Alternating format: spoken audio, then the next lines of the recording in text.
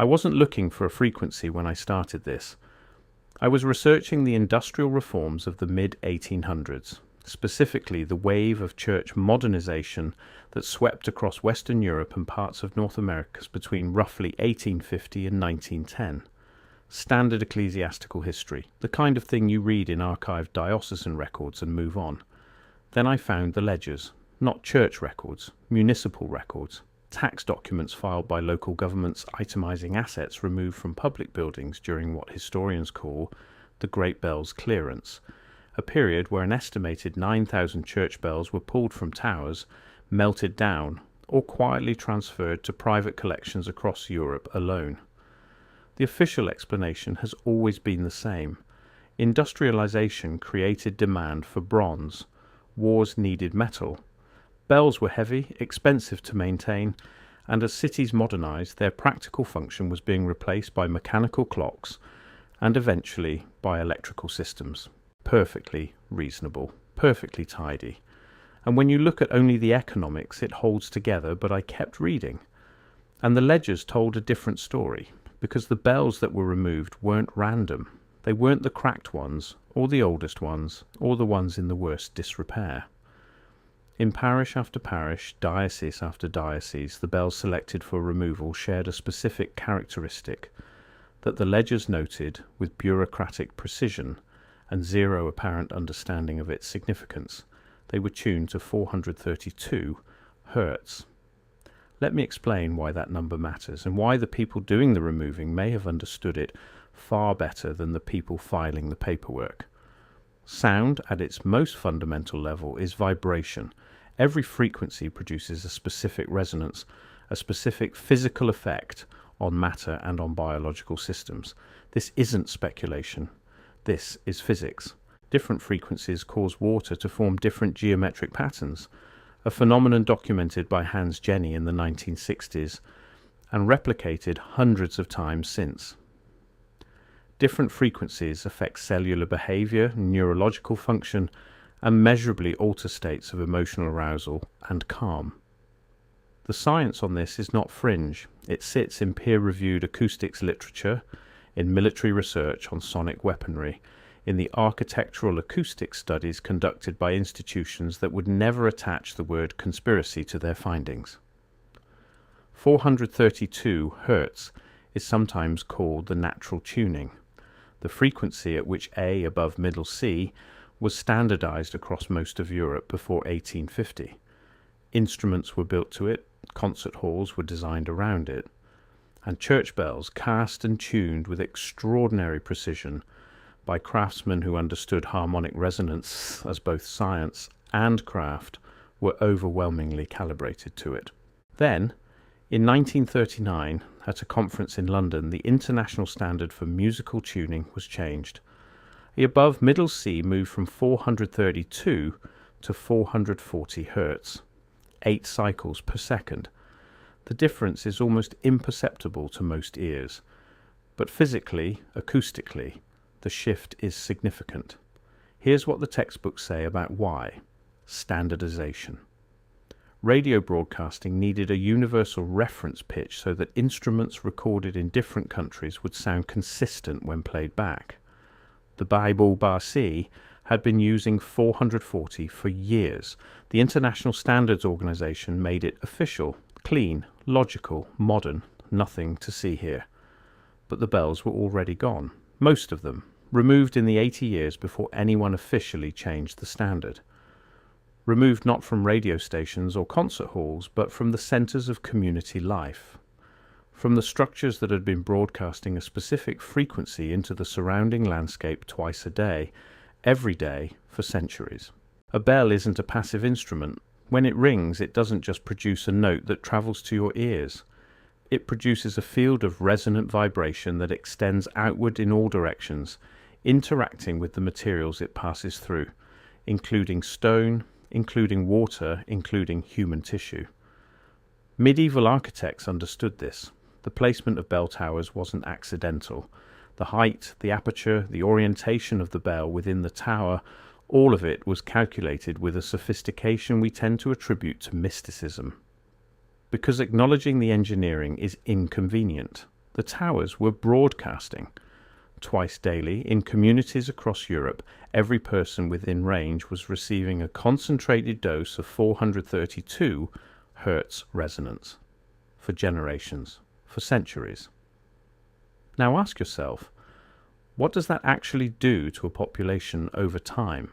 There are researchers who would answer that question quietly, in institutional language, in papers published in acoustics and psychoacoustics journals that nobody outside the field reads. The short version is this.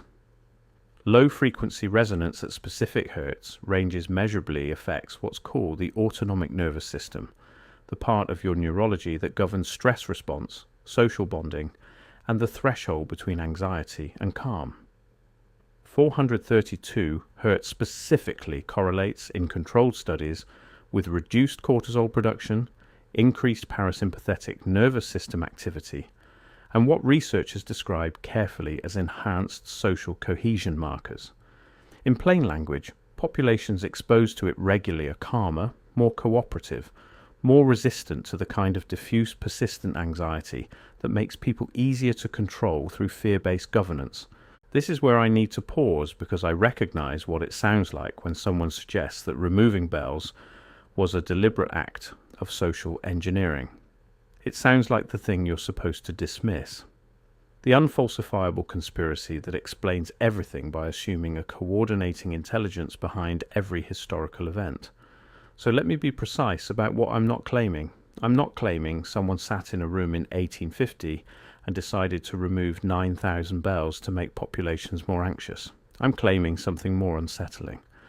I'm claiming that some of the people making those decisions understood what the bells were doing and factored that understanding into the economics. Because the ledgers are specific, the 432 Hertz bells were documented separately. In some dioceses, they were assigned a different category of removal priority. The paperwork distinguishes them from bells removed for structural reasons, for metal value, for modernization. The 432 Hertz notation appears in columns labeled simply as resonance class without explanation, without justification, as if the person writing it assumed the reader would understand why it mattered. Who were these administrators? What did they know about acoustics and governance that didn't make it into the standard histories? I started pulling the biographies. The men signing the removal orders in the 1860s, 70s and 80s weren't random bureaucrats. In England, many were connected to the administrative reformers around Edwin Chadwick, architect of the New Poor Law, who openly theorized about environmental design as a tool for managing working class behavior. In France, the removals clustered alongside Haussmann's reconstruction of Paris, explicitly designed to reshape how populations experienced urban space. In Germany, the timing overlapped almost perfectly with Bismarck's Kulturkampf, his campaign to reduce the cultural authority of the Catholic Church, which officially was about political power. Officially.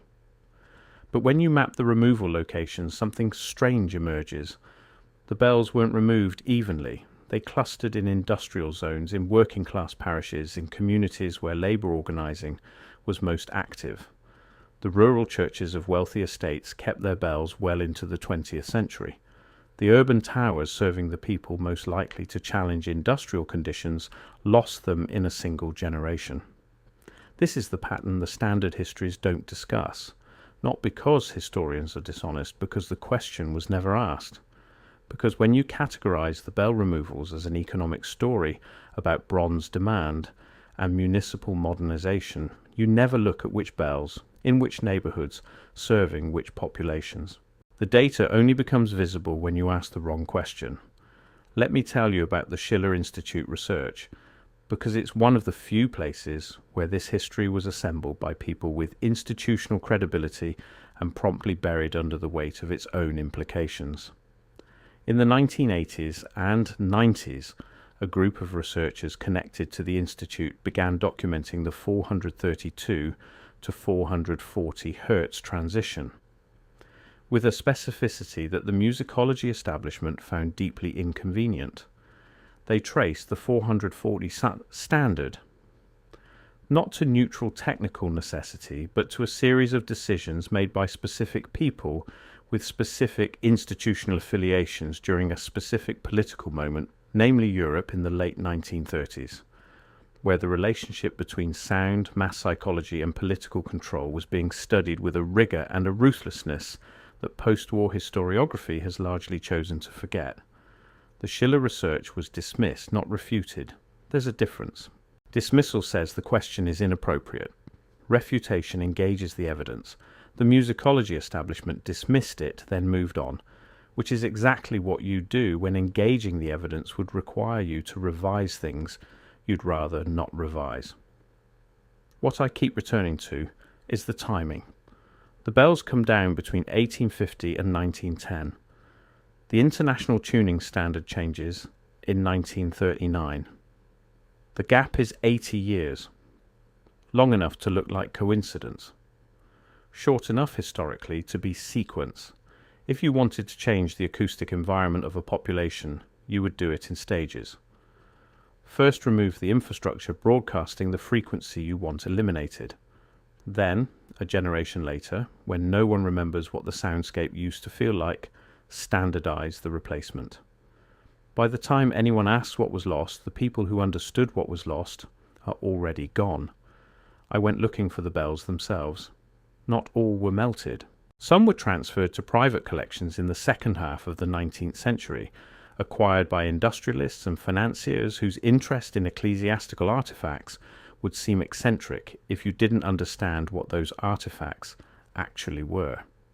There are bells from removed English towers in collections connected to the early Fabian Society, French bells in Swiss banking estates documented in inventories sitting in storage with no obvious reason for their preservation, unless the instrument is more than an instrument.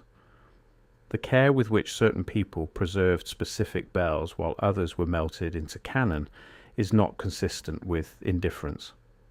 People who don't understand something don't sort it carefully before discarding it. They just discard it. What disturbs me most about this isn't the removal. It's what the removal implies about the population that preceded it. If the bells were broadcasting something that needed to be stopped, then the communities living under that broadcast were different from those that came after.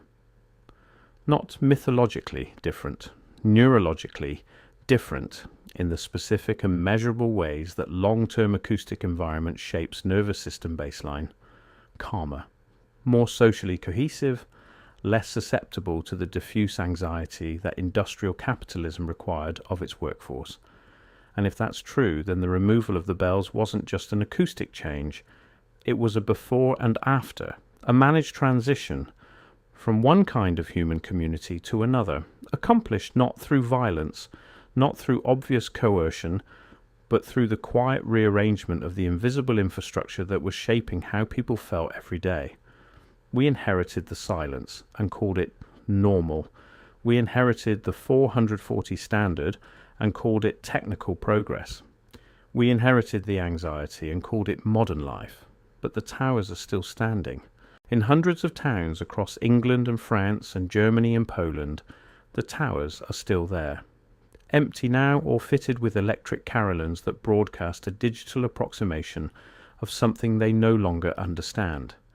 And if you know what to look for, if you read the original construction notes for those towers, the placement specifications, the acoustic calculations, you can see that whoever built them was designing a technology, not a religious symbol, not an aesthetic choice, a technology for maintaining a specific resonant frequency across a specific geographic area for a specific human population. That technology was removed in a single generation. The people who removed it knew what it was. The people who replaced it didn't ask, because by then the question had already been made to seem like the kind of question serious people don't ask. I keep thinking about the ledgers. The bureaucrat who wrote resonance class in a column and moved on. What did he know? Who told him? Was he aware of the chain he was part of? Or was he simply a functionary executing instructions whose full meaning sat above his clearance level?